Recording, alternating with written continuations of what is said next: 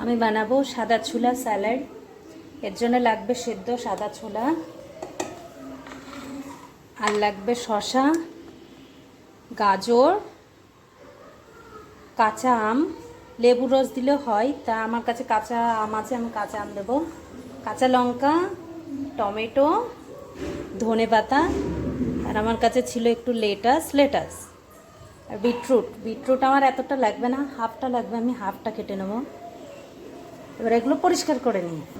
আর লাগবে ছোট্ট একটা পেঁয়াজ। এবার এগুলোকে ছোট ছোট করে কেটে নেব। ফার্স্টে দেবো সেদ্ধ করা সাদা ছোলা,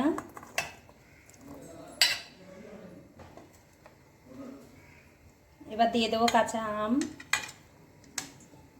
গাজর, শসা,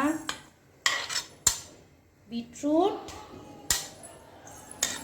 টমেটো আর জল, পেঁয়াজ, টমেটো। এবার আমরা তুলসী পাতা, ধনে পাতা, লেটাস, লঙ্কা আর বিটরুট। ইয়েস। তারপরে আমরা মিক্স করতে যাচ্ছি।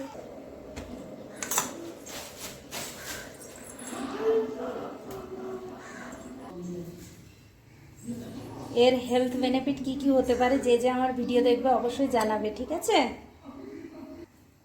রেডি আমার high protein fibre rich salad.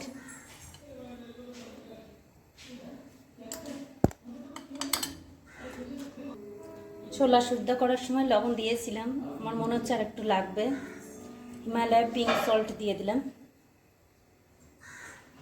তোমরা কে কে এরকম স্যালাড বানিয়ে খাও আর কে কে খাবে আমাকে অবশ্যই জানাবে কমেন্ট করে।